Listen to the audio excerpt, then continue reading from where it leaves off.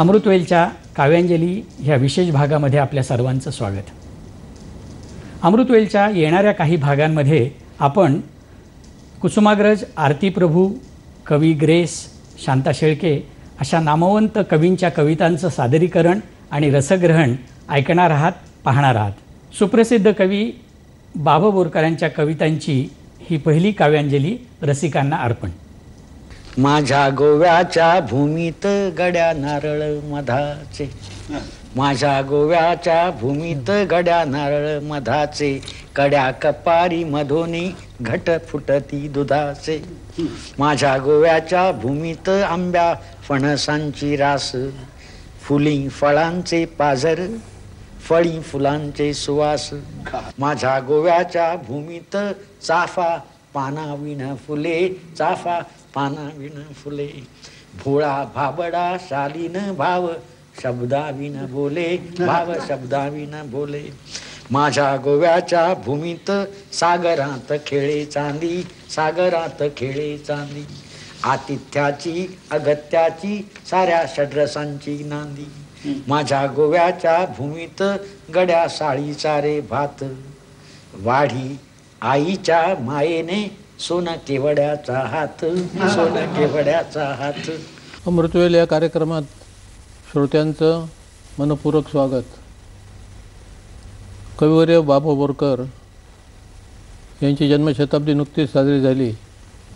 अतिशय उल्हासाने साजरी झाली, आनंदाने साजरी झाली. हे असे कार्यक्रम आपण करतो याचं कारण या लेखक कवींविषयी आपल्या मनात एक कृतज्ञतेची भावना असते. त्यांनी आपले रंजन केलेलं असतं, आपल्याला शिकवलेलं असतं, आपल्याला अनुभवाचं दर्शन घडवलेलं असतं. अनेक रीतीने असे समाजाला उपयोगी पडेल अशा तऱ्हेचं साहित्य निर्माण केलेलं असतं. आपल्या मनात हा कृतज्ञता भाव असतो, तो व्यक्त करण्यासाठी हे कार्यक्रम आपण करतो. आणि दुसरी गोष्ट अशी की आपण साहित्याविषयक जी मूल्य मनात धरलेली असतात ती पुन्हा पुन्हा पारखून निघतात. बोरकरांचे पुतणे डॉक्टर घनश्याम बोरकर हे आज आपल्या ठिकाणी उपस्थित आहेत. ते स्वतः कवी आहेत. दुसरी गोष्ट म्हणजे बोरकरांचा त्यांना चांगला सहवास लाभलेला आहे. आणि बोरकरांच्या ढंगात गायकीच्या पद्धतीप्रमाणे त्यांची कविता ते सादर करतात. तर सुदैवाने ते इथं असल्यामुळे त्यांना मी मुद्दाम विचारतो की डॉक्टर, बोरकरांचा तुमचा काका पुतण्या म्हणून चांगला संबंध आलेला आहे. हो, माझा संबंध तसा माझ्या बालपणात आणि तरुणपणात आला. पण त्या काळामध्ये सर असं होतं की ते कवी म्हणून किती मोठे आहेत किंवा कविता म्हणून त्यांचं महत्त्व काय आहे हे समजायचं माझं वय नव्हतं. त्याच्यामुळे काका म्हणून माझा संबंध त्यांच्याशी जास्त आला. आणि म्हणजे आम्ही मुंबईला किंवा पुण्याला त्यांच्या घरी किंवा नंतर रिटायर झाल्यानंतर गोव्याला सुद्धा आमच्या घरी किंवा त्यांच्या घरी मी अनेकदा त्यांच्यावर पत्ते खायचो. म्हणजे ते रमी खायला त्यांना भयंकर आवडायचं. बरं. आणि रमी खायला कोणी माणूस त्यांना चालायचा. आणि आम्ही तासन तास म्हणजे 5 तास 6 तास रमी खायचो. आणि रमी खेळताना सगळे पॉईंट्स लावून खायचो. आणि ते सगळे पॉईंट्स लिहून ठेवायचे. आणि गंमत म्हणजे ते पॉईंट्स झाल्यानंतर तो हिशोब करून ते पैसे किंवा ते पॉईंट्स ते मागून घ्यायचे, वसूल करायचे. बोरकर म्हणजे तिथे अतिशय व्यवहारी होते. पण त्या पैशांचा काही स्वतःसाठी उपयोग नसायचा. ते पैसे आले की मग त्याच्यातनं मासे आणा आणि परत सगळ्यांनी खा, असा तो आनंदी आनंद असायचा. आणि बोरकरांचं बालपण हे बोरीसारख्या आमच्या खेड्यात गेलं. अतिशय निसर्गरम्य असं गाव आहे गोव्यातलं. मला असं वाटतं पुन्हा की आमच्याकडे घरी भजनांचं कार्यक्रम रोजचे चालायचे. आणि ही 7 पिढ्यांची परंपरा होती. आणि कीर्तनं चालायची. नवदुर्गेचं देऊळ आहे आमच्या गावामध्ये. तसंच शांतादुर्गा मंगेशी आमची कुलदैवत आहे. तिथेही बोरकर शाळेत असताना फोंड्याला राहायला होते आणि जायचे तिथे. आणि तेव्हा बोरकरांच्या मनावरती हे कीर्तनं, त्याच्यामुळे त्यांना एक बहुश्रुतता लाभली. नाट्यसंगीत, भजनं, ह्याच्यामुळे गाण्याचं त्यांना एक अंग प्राप्त झालं. लय, सूर, ताल. त्यांची आजी त्यांच्यावरती विलक्षण प्रेम करायची. आणि आजीचं त्यांना खूप प्रेम होतं. हे आजी वाचाशुद्धी बाबतीत फार अशी अतिशय व्यवस्थित होती. म्हणजे ती दिवा विझवला च्याऐवजी दिवा पालवला असं म्हणायची. किंवा नारळाच्या करवंटीला ती नारायण वाटी म्हणायची. आणि हे वाचाशुद्धीचे संस्कार बोरकरांवर आजीमुळे झाले. आणि बोरकरांनी असं म्हटलं आहे की जरी मला आईने जन्म दिला असला तरी ते माझ्या व्यक्तिमत्वाला माझ्या आजीने जन्म दिलेला आहे, असं बोरकरांनी म्हटलेलं आहे. अच्छा. इतर कवींचा काही संस्कार त्यांच्यावर झाल्याचं आठवतं काही? नाही, म्हणजे बोरकरांचं काय झालं की हे त्यांचे एक प्रकारे ते निसर्गाशी बोलायला शिकले एकटं असल्यामुळे. त्यामुळे एक प्रकारे हे तादात्म्य निसर्गाशी पावण्यामुळे त्यांची अहम विलोपनाची म्हणजे स्वतःला विसरण्याची साधना सुरू झाली. आणि दुसरीकडे शब्दांची आवड असल्यामुळे लहानपणी पुस्तकं नव्हती बोरीमध्ये, ती सर्व ज्ञानेश्वरी वगैरे असं वाचत राहायचे. ज्ञानेश्वरीची पारायणं त्यांनी 11 वेळ केली बालपणात. त्यामुळे शब्दकलेची एक वेगळी साधना बोरकरांची झाली. आणि त्याच्यानंतर कविता केल्यानंतर त्यांना पहिला म्हणजे साक्षात्कार आपण कवी आहोत याचा असा झाला की जेव्हा ते भा. रा. तांबेंकडे गेले आणि तिथे त्यांनी त्या कोल्हापूरला त्यांनी कविता वाचून दाखवली. तुला रमयुता 1930-32 सालची हकीकत आहे ही. हो बरोबर आहे. बरोबर की तेव्हा त्यांनी कविता म्हटली की लुगडे चोरून नेशी तू निष्ठुर किती ऋषिकेशी तू. त्यांच्या सगळ्या कविताकडे पाहिल्यानंतर आणि त्यांनी स्वतःच्या कवितेविषयी जे लिहून ठेवलेलं आहे ते पाहिल्यानंतर माझ्या असं ध्यानात येतं की तांब्यांचा फार दाट संस्कार त्यांच्या कवितेवर झालेला आहे. पहिली गोष्ट म्हणजे त्यांची जीवनदृष्टी एकत्र जुळलेली आहे. या जीवनावर फार फार प्रेम आहे त्यांचं. बरोबर. हे जे परमेश्वराने आयुष्य मला दिलेलं आहे ते उपभोगासाठी दिलेलं आहे, काही कर्तव्य पार पाडण्यासाठी दिलेलं आहे आणि त्याला एक मर्यादा आहे. ती मर्यादा संपताच मृत्यू येणार आहे, तोही आनंदाने स्वीकारला पाहिजे, ही तांब्यांची एकंदर धारणा आहे. बरोबर. त्यामुळे मृत्यू आला तरी तांबे डगमगून जात नाहीत. बरोबर. छेन ही शून्यता पूर्णता सद्गती असं म्हणतात. आणि तांब्यांची स्त्रीकडे बघण्याची एक दृष्टी आहे, ती मोठी उदार अशी दृष्टी आहे. बोरकरांना ती भावली असावी असं मला वाटतं. आता उदाहरणार्थ त्यांनी भयचकिते नामावे तुझं रमणे जन कसे तुडविते तुझं चरणे असं म्हटलेलं आहे. तरी मला स्वतःला असं वाटतं सर की बोरकर हे मूलतः आहे सौंदर्यवादी कवी आहेत. बरोबर आहे की म्हणजे आणि हे सौंदर्य तुम्ही आता म्हणाला तसं की एकीकडे ऐंद्रिय सौंदर्य की इंद्रियांना जाणवणाऱ्या सगळ्या संवेदना आणि दुसरीकडे अतिंद्रिय सौंदर्य. ह्या दोन्ही सौंदर्यांचं स्वतःच्या चित्तभूमीवर प्रकट झालेलं मिलन क्षेत्र हे द्रष्ट्याच्या स्वरूपात पाहणं हा बोरकरांचा अंतिम धर्म आहे असं मला स्वतःला वाटतं सर. अच्छा. की सौंदर्य आणि ह्या सौंदर्यवादी कवितात मी तुम्हाला 2 कविता म्हणून दाखवतो सर. केशी तुझिया फुले उगवतील. सौंदर्यवती स्त्री आणि तिला बोरकर म्हणतात केशी तुझिया फुले उगवतील तुला कशाला वेणी चांदण्यास शिणगार कशाला बसशील तेथे लेणी बसशील तेथे लेणी काळो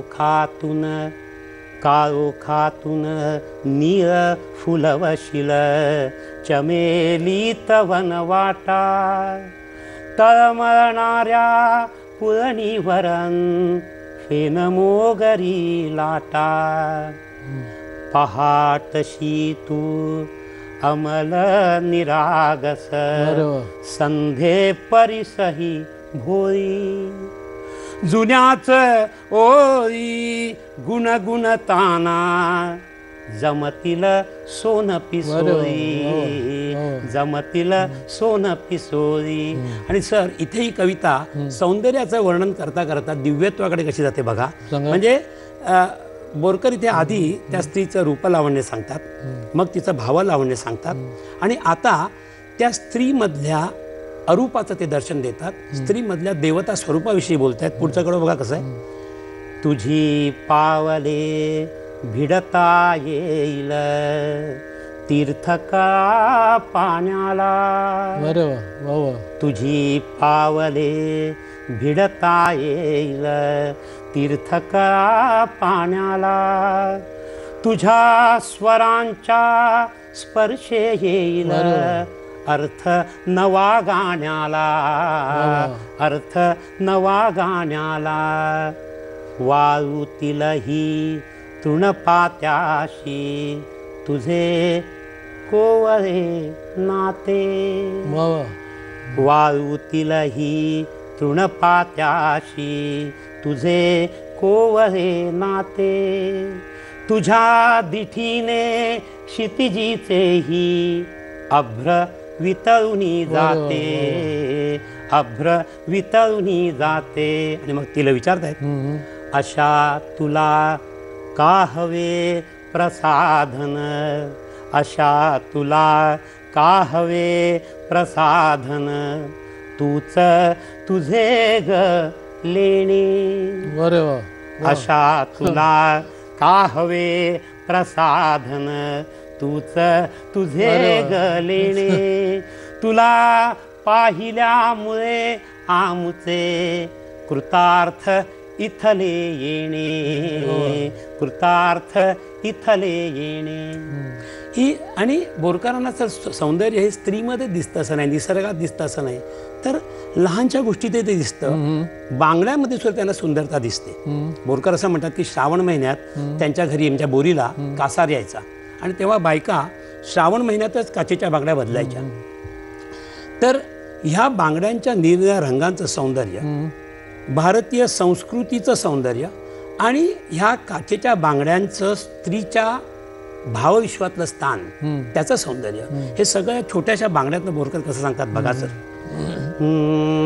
बोरकर म्हणतात, बांगड्या बघाया, बांगड्या बघाया, बांगड्या बघाया, बांगड्या बघाया, श्रावण लावण्य राज लागला फुलाया, बांगड्या बघाया, श्रावण लावण्य राज लागला फुलाया, बांगड्या बघाया, जलवलये स्वरवलये दिनकर शशिकर वलये, मिसळून घडिल्या प्रणये गोड बांगड्या, बांगड्या बघाया, नाजूक या सुंदरती मंजू रवी रुमझुमती, रत्नांसम चमचमती भाग्य रंगवाया, बांगड्या बघाया, या प्रदोष कांत निळ्या, या बिजल्या सोनसळ्या, लाजविती रुसुनी खुऱ्या, आम्र किसलया,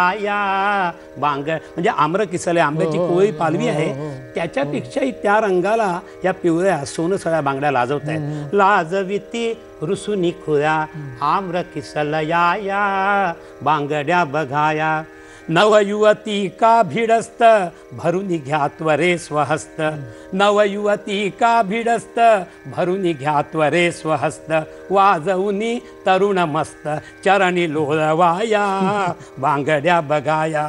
आणि मग हिरव्या बांगड्याबद्दल म्हणतात बोरकर, वासंतिक या हिरव्या आशांत सम नित्य नव्या, वधुहृदया परिहरव्या, वधुहृदया परिहरव्या, प्रेम ओवयाया, बांगड्या बघाया, निर्मळ हे हिरवेपण पतिगृहिण्या करी मिरवून, सतत करा जपून जतन ही सुरम्य माया, बांगड्या बघाया. आणि मग घरातल्या वडीलधाऱ्या माणसांसाठी म्हणतात, स्त्रियांसाठी एकत्र कुटुंब पद्धती आहे. आई, आजी, मामी, काकी, मावशी सगळी मंडळी घरी आहेत आणि हा कासार त्यांना त्या निळ्या बांगड्या दाखवतोय, जांभळ्या, ज्यांच्या वात्सल्यामुळे घराला घर पण आलेलं आहे, त्यांच्यासाठी ह्या बांगड्या आहेत.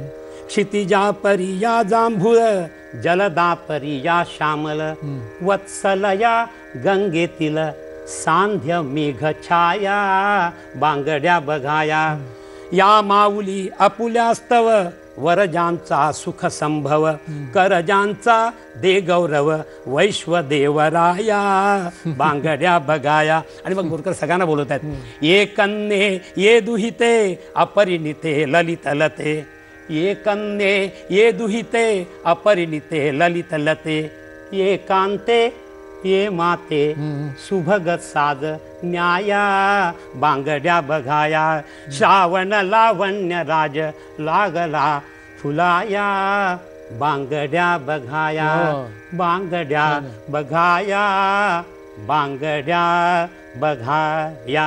मला वाटतं या विषयावर ही एकमेव कविता जगातली असावी कदाचित. हो कदाचित.